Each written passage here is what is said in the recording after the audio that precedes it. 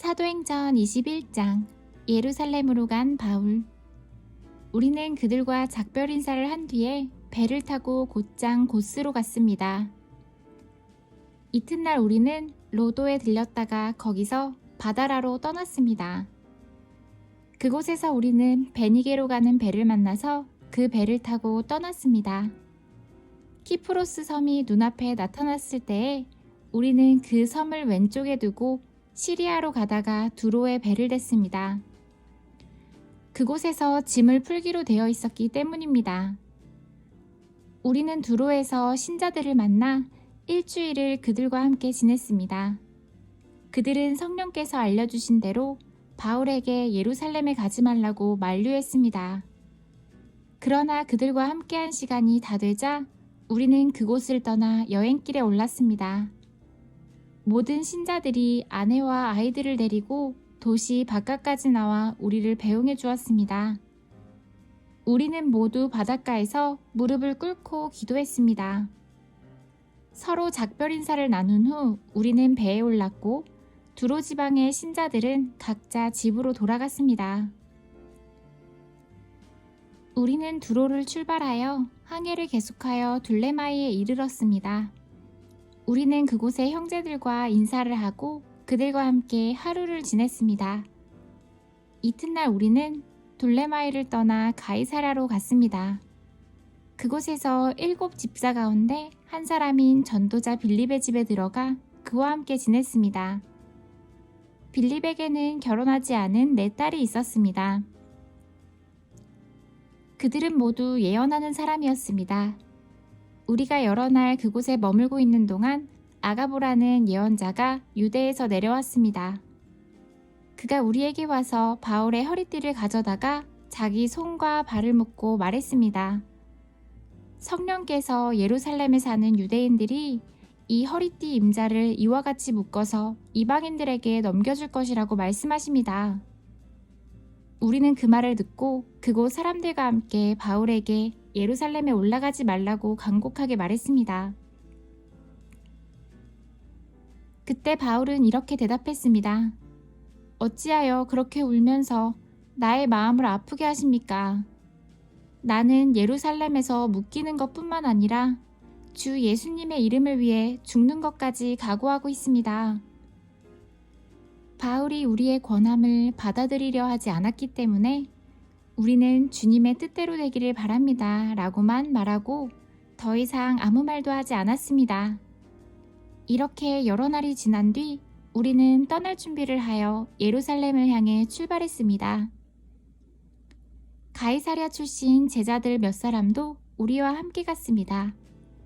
그들은 키프로스 사람 나손의 집으로 우리를 데려가 거기에서 묵을 수 있게 해주었습니다. 나손은 오래전에 신자가 된 사람이었습니다. 바울과 야고보의 만남. 우리가 예루살렘에 도착하자 형제들이 우리를 반갑게 맞아주었습니다. 이튿날 바울은 우리와 함께 야고보를 방문했습니다. 그 자리에는 장로들도 다 모여 있었습니다. 바울은 그들에게 인사를 하고 하나님께서 그의 선교로 이방인들에게 행하신 일을 낱낱이 들려주었습니다. 그들은 바울의 말을 듣고 하나님께 영광을 돌렸습니다.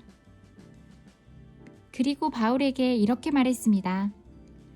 형제님, 아시겠지만 유대인 가운데 신자가 된 사람이 수만 명입니다. 그들은 모세의 율법을 지키는 일에 매우 열성입니다. 그런데 그 유대인들 사이에서는 당신이 이방인들과 어울려 사는 유대인들에게 모세의 율법에서 떠나 자녀에게 할례도 행하지 말고 유대의 관습도 지키지 말라고 가르쳤다는 소문이 돌고 있습니다. 그러니 어떻게 하면 좋겠습니까?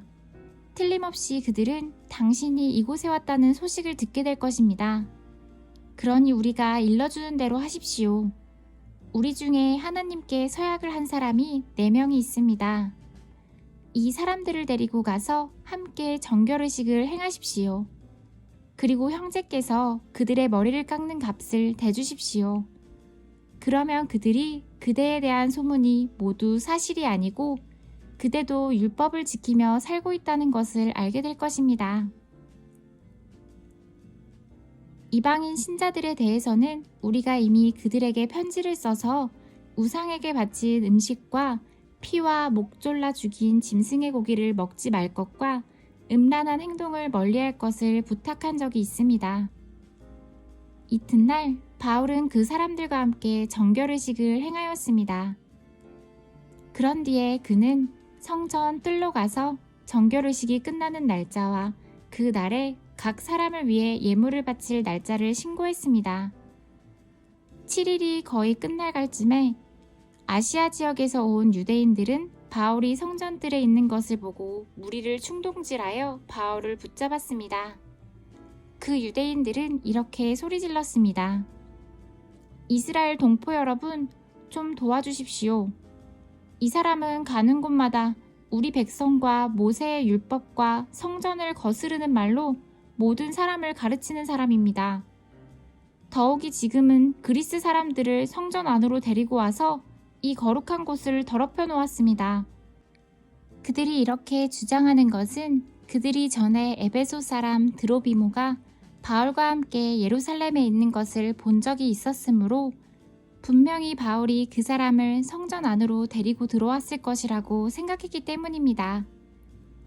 그러자 온 도시는 시끄러워지고 사람들이 몰려와 바울을 붙잡아 성전 바깥으로 끌어냈습니다. 그리고 바로 성전문이 닫혔습니다. 그들이 바울을 죽이려 하는 순간에 예루살렘 도시 전체에 폭동이 일어났다는 보고가 로마 군대 천부장에게 전달되었습니다. 그는 즉시 백부장 몇 명과 군인들을 거느리고 군중들에게 달려갔습니다. 폭도들은 로마 군대 천부장과 군인들을 보자 바울을 때리던 것을 멈추었습니다. 천부장은 가까이 가서 바울을 체포했습니다. 그리고 군인들에게 바울을 쇠사슬 2개로 묶으라고 명령한 다음 그가 누구이며 또 어떤 일을 했는지를 물어보았습니다. 그러자 군중들은 너도 나도 소리를 질러대며 대답을 하는데 그들의 말이 저마다 달랐습니다. 천부장은 사람들의 아우성치는 소리에 이 사건의 진상을 알 수 없어서 군인들에게 바울을 병영 안으로 끌고 가라는 명령을 했습니다. 바울이 층계에 이르렀을 때에는 군중들의 폭행이 너무 강렬했기 때문에 군인들이 바울을 호위해야만 했습니다. 군중들은 바울의 뒤를 따라가며 계속해서 그를 없애버려라 하고 소리쳤습니다. 바울이 병영 안으로 끌려 들어갈 때에 그는 천부장에게 천부장님께 한 말씀 드려도 되겠습니까? 라고 물었습니다. 천부장이 대답했습니다. 그리스 말을 할 줄 아는가? 당신은 혹시 얼마 전에 폭동을 일으키고 테러범 4,000명을 거느리고 광야로 나간 이집트 사람이 아닌가? 바울이 이렇게 대답했습니다. 아닙니다. 나는 길리기아 지방의 다소에서 태어난 유대인이며 그 유명한 도시의 시민입니다. 제가 저 사람들에게 말할 수 있게 허락해 주십시오. 천부장이 허락하자 바울은 층계 위에 올라서서 손을 내저 무리를 조용하게 했습니다. 잠잠해지자 바울이 히브리 말로 연설했습니다.